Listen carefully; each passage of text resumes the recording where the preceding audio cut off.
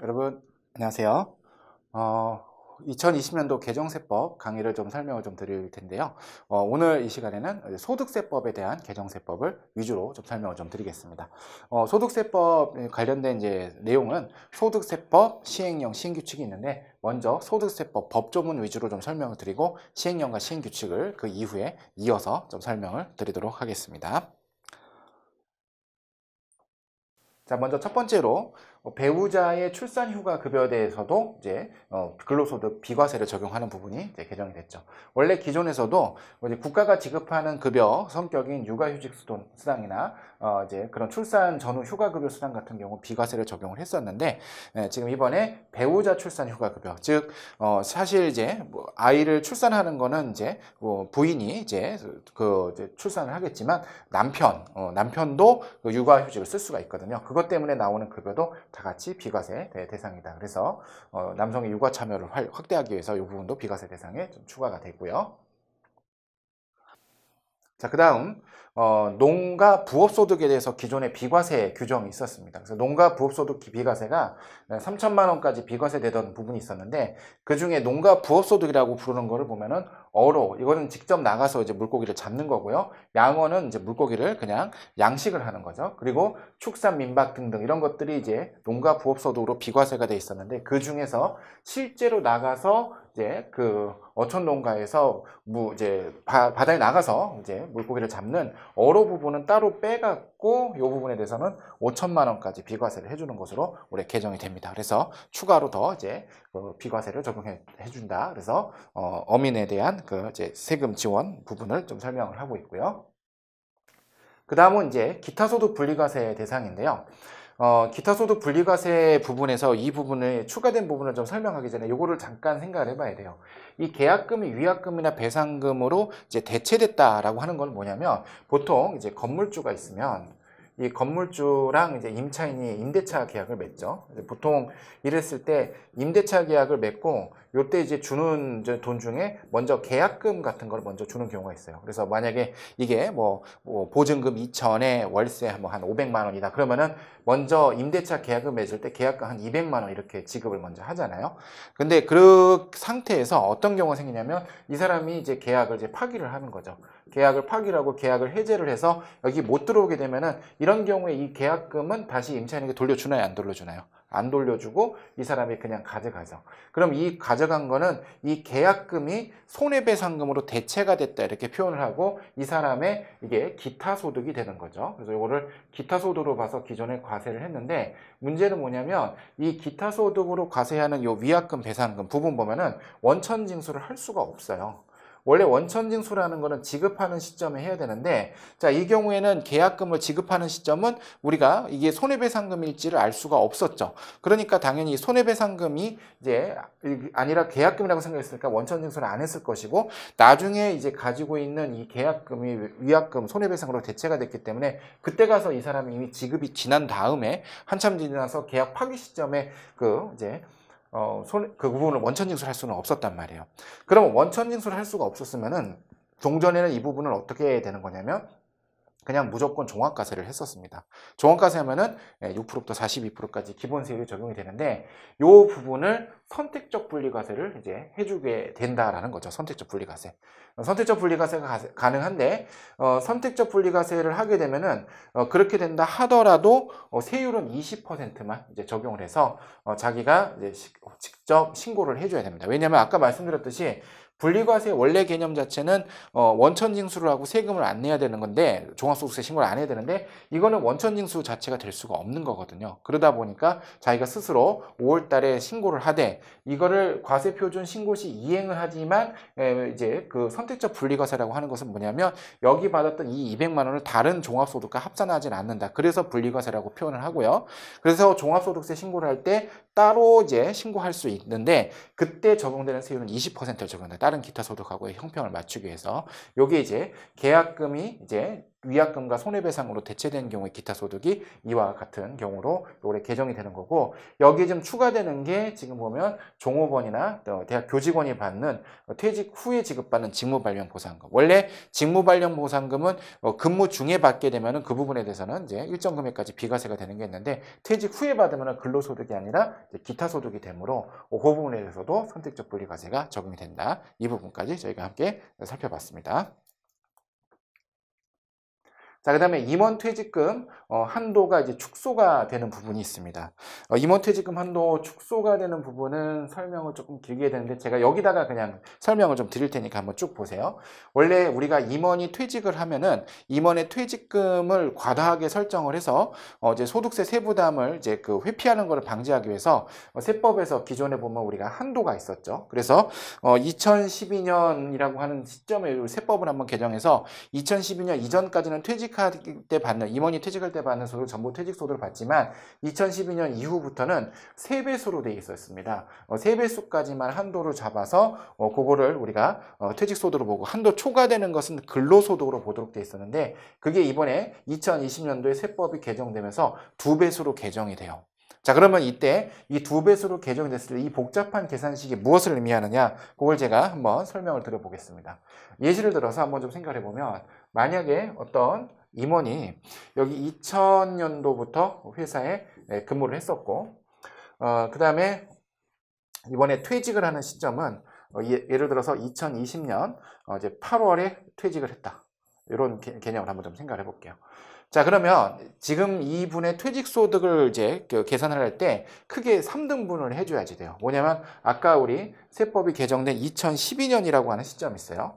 2012년 시점이 있는데 2012년 1월 1일 이전까지는 이런 퇴직소득 한도를 두지 않았었거든요. 그러다 보니까 이때는 지급받은 전액을 전부 다 퇴직소득으로 보고서 원천징수를 하면 되는 거고요.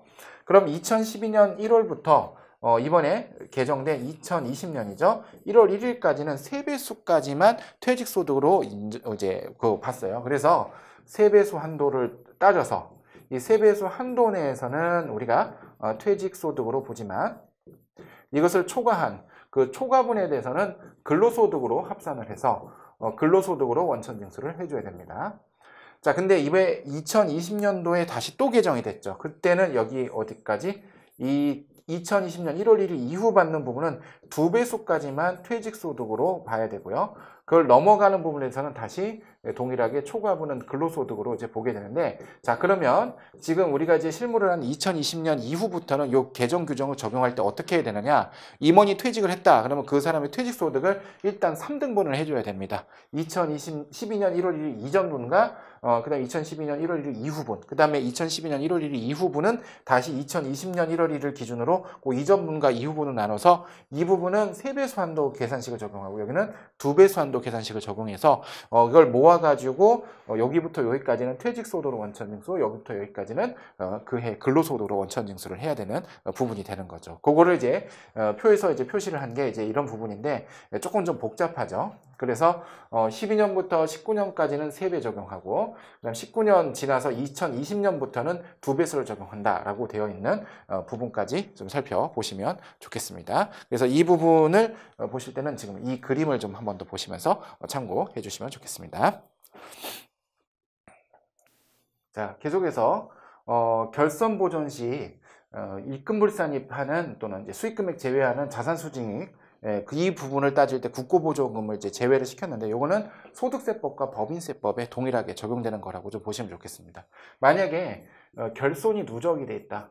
결손이 누적되는 이제 뭐 개인 사업자나 법인 사업체 같은 경우, 이때 재무제표를 좀 더 좋게 만들기 위해서 대주주나 아니면은 개인 사업자 같은 경우는 사업주가 회사에다가 자신의 사재를 출연해서 집어넣는 경우가 있을 수 있어요. 그랬을 때 그 사재 출연 부분에 대해서는 원칙적으로는 자산 수중이익이 되기 때문에 이 자산 수중이익은 원칙적으로는 법인세법상 입금으로 보거나 소득세법상 총수익금으로 보기 때문에 이걸 원칙적으로는 과세를 하는 게 원칙입니다. 과세하는 게 원칙이지만, 근데 이 자산 수중을 한 이유 자체가 결손, 누적된 결손은 요거를 이제 보존하기 위함이다. 라고 하면은 이제 그 기업의 재무 구조 개선을 좀 이제 지원하는 목적으로 요거를 입금불산입 또는 총수익금액 불산입을 해왔습니다. 또는 총수익금액 불산입. 그래서 누적된 결손금과 이 자산수중익 채무면제액을 우리가 서로 상계를 했을 때는 원칙적으로 이 부분에 대해서 세금이 안 나오는 거죠. 근데 이 부분에 가져갈 때 이 자산수중익의 개념이 이 대주주나 아니면 사업주가 그 회사에다가 사지를 출연한 거는 당연히 이렇게 하는 게 맞는데, 국가로부터 우리가 국고보조금을 받은 거를 만약에 자산수중익을 이제 무상으로 받은 거 자산수중을 회계 처리하면 그 부분에 대해서까지 이걸 적용하는 거는 그건 안 맞다고 보는 거죠. 그래서 이때 국고보조금은 제외시키도록 하도록 되어 있습니다. 그러니까 국고보조금에 대해서는 원칙적으로 우리가 수익으로 좀 보게 되는 거죠. 물론 이제 국고보조금은 회계 처리할 때 나중에 압축기장 충당금이나 일시상각 충당금 같은 걸 이제 설정하는 경우가 있을 수 있겠지만은 원칙적으로는 이 부분은 이제 그 입금 불산입하는 또는 총수익금액 불산입하는 이제 국고보조금에서 이제 그 국고보조금은 그 이제 총수익금액이나 이제 입금 불산입을 하는 자산수중의 범위에서 제외시켰다, 이렇게 좀 살펴보시면 좋겠습니다. 그 다음 또 이제 중요한 이 부분이죠. 근로소득 공제를 하는데, 우리가 총급여가 있으면 총급여가 늘어날 때마다 총급여 곱하기 일정 비율만큼 우리가 이렇게 그 근로소득 공제를 해왔죠. 근데 1억 원이 초과되면은 2%를 이제 적용을 하기 때문에 상당히 적게 해줍니다. 근데 여기다가 한 가지 더 추가된 게 전체적인 공제는 2천만 원이다. 그러니까 근로소득 공제 금액이 쭉 계산한 금액 중에서 2천만 원 초과되면 2천만 원 한도로 이제 하기 때문에, 기존에는 급여가 뭐 이제 계속해서 늘어나서 10억, 20억, 30억 들어가도 계속해서 2%를 해줬어요. 그런데 전체 총 한도가 생겼다는 거 좀 참고해서 좀 봐주시면 좋겠습니다. 그 다음으로는 자녀세액공제인데요. 자녀세액공제가 종전에 이제 7세 미만 이상의 자녀에 대해서 자녀세액공제를 이제 해줬죠. 자녀세액공제 같은 경우는 한 명당 이제 15만 원, 만약에 셋째부터는 이제 뭐 30만 원씩 해주는 자녀세액공제인데, 그 종전 규정에 보면 7세 미만의 취약아동을 포함한다라고 돼 있었는데, 지금 이 부분이 이제 삭제가 돼서 없어지는 거다. 그래서 취약아동 상관없이 무조건 7세 이상의 자녀만 이제 자녀세액공제를 하는데, 요거는 아동복지법하고 조금 관련이 좀 있어요. 현행 아동복지법에 보면은 7세 이상, 7세 이하 미만이죠. 6세까지는 매월 10만 원씩 아동수당이 나오거든요. 근데 그 아동수당을 지급하는 부분에 있어서 취약 여부를 따지지 않아요. 그러다 보니까 지금 그냥 그 부분하고 마찬가지로 이제 그 짝을 맞추기 위해서 그냥 7세 이상의 자녀가 자녀세액공제가 된다, 이렇게 됐죠. 자, 그러면 이렇게 되는 거예요. 6세 이하까지, 6세까지는 어떻게 된다? 아동수당법에 따라서 아동수당이 나오고, 7세부터는 아동수당이 안 나오니까 7세 이상부터는 자녀세액공제를 소득세법상 적용받을 수 있다. 이렇게 정리가 된 걸로 보시면 좋겠습니다. 자, 그 다음에 사적연금인데요. 우리가 원래 연금계좌가 있다라고 하면은 연금계좌, 저축계좌에 대한 세액공제 한도는 400만 원입니다. 일반적인 경우 400만 원이고, 이제 300만 원을 적용받는 경우는 이제 종합소득금액 1억 원이 이제 넘어가거나 총급여가 1억 원, 이제 1억 2천이 넘어가는 근로소득 기준으로는 그 사람들이 300이고, 보통 이제 400만 원, 퇴직연금 합쳐서 이제 700이 적용되는데, 자, 이때 여기서 한도가 추가되는 부분이 우리가 개정이 된 거죠. 이 추가되는 부분은 뭐냐면, 우리가 ISA라고 해서 개인 종합자산관리 계좌가 있는데, 이게 만기가 되었다라고 하면은 그 만기가 된 돈은 그냥 탈 수도 있지만, 요 만기된 돈을 전부 다 이 만기 계좌를 연금저축에다 다 집어넣겠다라고 하면은 원래 그때 일시적으로 연금저축 납입이 많아지겠죠. 그래서 추가 한도를 더 주는 거다, 이렇게 보시면 좋겠는데, 이때 이 만기가 돼서 이걸 연금계좌에다가 집어넣은 금액을 우리 법조문에서 전환금액이라고 불러요. 전환금액. 이 전환금액의 이제 그 전체 10%까지를 우리가 추가 한도로 좀 부여해서 세액공제를 해주고요. 근데 이제 무한정 다 해주는 건 아니고 300만 원까지를 우리가 한도로 해갖고 둘 중 적은 거, 요거를 이제 추가 한도, 연금계좌 세액공제 한도로 추가로 더 부여한다. 요게 이제 이 개정된 내용이죠. 요 개정된 내용을 제가 계산식으로 설명을 했으니까 이렇게 좀 살펴보시면 좋겠고, 그래서 우리가 연금계좌에다가 돈을 많이 모아놓을수록 노후 대비가 되니까 노후 대비를 좀 할 수 있도록 이제 그렇게 유도해주는 그런 제도다, 이렇게 좀 보시면 좋겠고, 이와 같은 이제 그 연장선에서 이제 나오는 것 중에 하나가 그 이제 요 아까 ISE 계좌 전환할 때 전환 방법에 대해서 좀 나와 있습니다. 60일 이내다 뭐 이런 내용이 나와 있고, 이거에서 조금 더 연장선상에서 나온 것 중에 하나가 이연퇴직소득이 있어요. 이연퇴직소득이라는 거는 퇴직금을 받자마자 자기가 그 돈을 다 찾아서 써버리는 게 아니라 그 퇴직금을 다시 연금계좌에다가 집어넣으면은 그 부분을 이제 이연퇴직소득이라 그래서 이제 세금을 일단은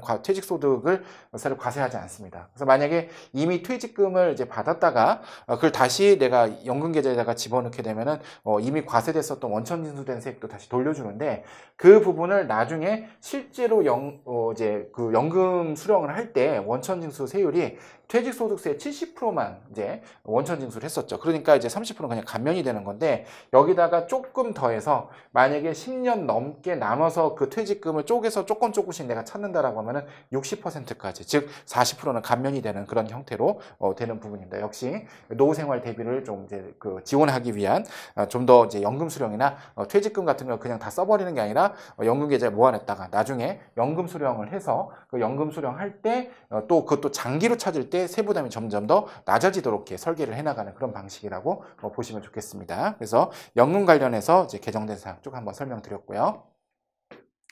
자, 그 다음 기부금 영수증 발급 불성실. 기부금 영수증 주로 이제 기부금 단체인 지정기부금 또 사회복지단체, 종교단체 이런 데가 있을 수 있는데 이런 데서 기존의 기부금 영수증을 사실과 다르게 좀 이제 허위로 발급하거나 금액을 많이 발급하거나 이렇게 되면 2% 가산세였는데 좀 더 페널티가 좀 세졌죠. 5% 가산세로 좀 늘어났다. 이제 이런 부분을 좀 생각을 해보시면 좋겠고요.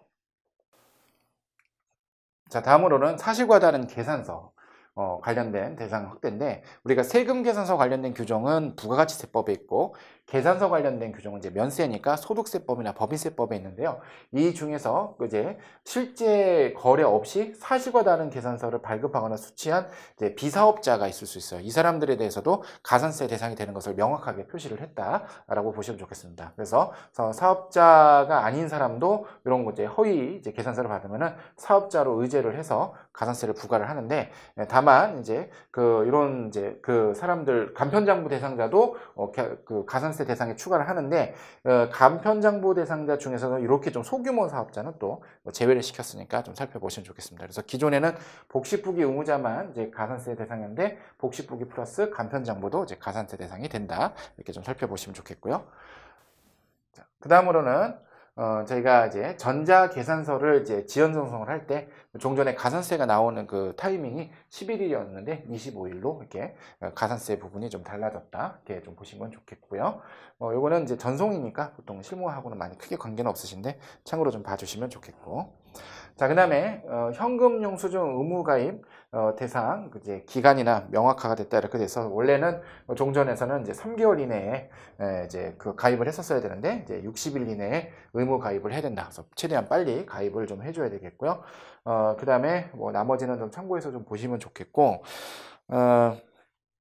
가입 대상이 되는 그 기간이 해당 업종의 사업 개시일부터니까 이렇게 좀 체크하셔서 사업 개시한 시점부터 바로 현금영수증 의무 가입을 해야 되고 보통은 이제 현금영수증 의무 가입 같은 경우는 이제 카드 단말기를 만들면서 보통 같이 가입을 많이들 하시죠. 여기까지 해서 현금영수증 부분까지 좀 살펴봤고요.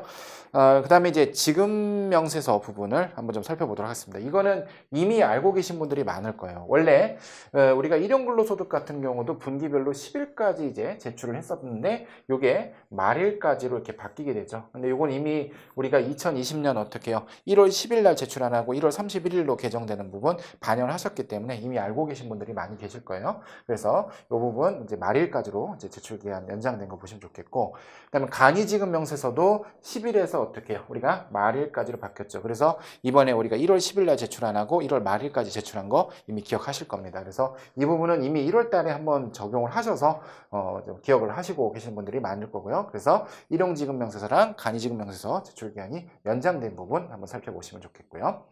그 다음에 그 간이지급명세서를 작성할 때 기존에는 근무분이었는데 이게 지급분으로 이제 바뀌게 되죠. 그래서 서식이 좀 개정이 됐죠. 그래서 우리 간이지급명세서 서식에 보면은 기존에는 우리가 이제 귀속을 기준으로 그걸 작성했다라고 한다면은 지금 올해 하반기에 제출한 부분은 지급한 것, 그래서 지급 기준으로 우리가 제출을 이제 했었다. 이렇게 좀 보시면 좋겠고, 여기 이제 적용 시기가 2020년 1월 1일 이후 제출분이었기 때문에 이미 이번 1월 30일에 2020년 1월 31일에 제출한 거는 어떤 거였어요? 2019년 하반기 분이었죠. 요거부터 이제 우리가 지급 기준으로 이제 변경을 해서 아마 제출을 하셨을 거다. 이렇게 좀 보시면 좋겠습니다. 나머지는 좀 참고해서 좀 보시고요. 자, 그 다음에 휴업 또는 폐업, 해산일이 속하는 분기의 마지막 달의 말일로 이제 바뀌었죠. 원래는 폐업을 하게 되면은 폐업일이 속하는 달에 다음 달 10일까지였는데 폐업을 하면은 이제 정신도 없는데 바로 다음 달 10일까지 요거를 제출하기가 좀 쉽지 않았는데 요거를 이제 휴업이나 폐업일이 속하는 그 분기죠. 분기의 마지막 달이 10일이니까 똑같이 다른 사람들 제출할 때 일반적으로 똑같이 좀 제출을 하면 되겠고 그 다음에 상용근로소득 간이지급명세도 역시 폐업일이 속하는 달의 반기의 마지막 달의 말일까지 제출을 하도록 되어 있습니다. 근데 이제 이 부분이 개정이 되면서 요게 같이 좀 개정이 된 건데 요거는 제가 사례를 들어서 한번 좀 잠깐 좀 설명을 좀 드려볼게요. 우리가 이거를 한번 좀 생각해 보면 이렇게 시간이 쭉 이제 흘러간다라고 했을 때 이제 2월 달이죠. 2월에 폐업을 했다. 2월에 폐업을 하면은 우리가 원래 폐업을 한 달부터 2달 이내에 뭘 해야 되냐면은 그냥 지급명세서를 내야 됩니다. 그래서 2월이면은 2월 달 폐업한 달부터 2달이니까 3월 말 4월 말에 4월 30일 시점에 이미 지급명세서를 제출을 했을 거예요. 지급명세서를 이미 제출을 했는데 그러고 나서 지금 방금 아까 살펴본 대로 폐업을 했으면은 폐업일이 속하는 반기의 마지막 달 말이니까 다시 7월 31일 시점에 이때 간이지급명세서를 내야 되는 상황이 생기는데 우리가 실제 실무를 하면서 보면 간이지급명세서랑 지급명세서를 보면은 지급명세서에는 이미 충분한 자료가 다 있어요. 간이지급명세서는 세액도 없고 그냥 지급액만 들어있는데 지급명세서는 완전히 연말정산까지 돼 있는 전체 자료가 다 있다 보니까 이걸 냈는데 굳이 뒤에 이걸 또 낼 필요가 없는 거죠. 그래서 요거를 이제 제출을 안 해도 된다. 그래서 제출 의무를 이제 면제한 부분으로 좀 생겼다고 보시면 좋을 것 같습니다. 그래서 휴업폐업 해산으로 상용근로소득 지급명세서를 이 간이지급명세서 제출 기한 전에 제출한 경우라고 하는 경우는 바로 이런 경우죠. 미리 폐업일로부터 2달 이내에 이제 지급명세서 제출해 버렸을 때는 그 뒤에 요거를 제출할 필요가 없다가 되는데 자 그런데 이거는 미리 제출했을 때만 이제 제출 의무가 면제가 되는 거예요. 그럼 사례를 좀 잠깐 바꿔보면은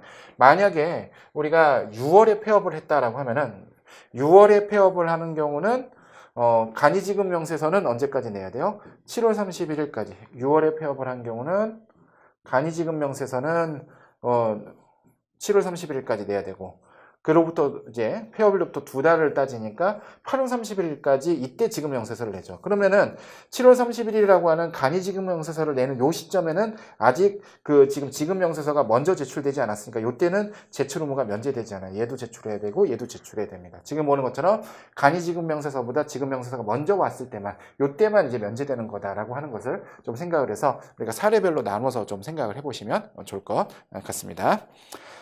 자 그리고 국내 주식과 해외 주식의 양도소득의 손익통산 허용인데 사실 이 부분은 이렇게 좀 생각을 해봐야 돼요. 우리가 양도소득의 범위가 이제 소득세법 제94조에 이제 이게 표시가 되는데 거기 보면은 원래는 이제 국내 주식이 이제 양도소득의 범위가 94조에 이제 적용이 돼 있었고 이제 국외 주식이라고 해서 외국에 상장된 이제 주식이나 외국 법인이 발행한 주식 같은 경우는 이거는 국외 자산이라고 해서 국외 자산에 대한 양도소득이라고 해서 이 94조가 아니라 별도로 따로 규정이 돼 있었어요. 그러다 보니까 여기서 발생한 손실이 있거나 여기서 발생한 손실이 있으면 서로 이제 통산을 못하는 거였는데 이번에 이제 법을 좀 바꿔서 이 국외자산의 양도소득에 있었던 거를 이 부분 94조로 같이 갖고 왔어요. 그래서 같은 이제 국외 주식도 여기에 같은 이제 형태의 그 그룹 내에 넣어놓다 보니까 서로 간의 양도손익이 이제 통산이 될 수 있도록 되어 있다. 이렇게 좀 보시면 좋겠고 그러다 보니까 원래는 국내 주식 따로 해외 주식 따로 여기 250만 원씩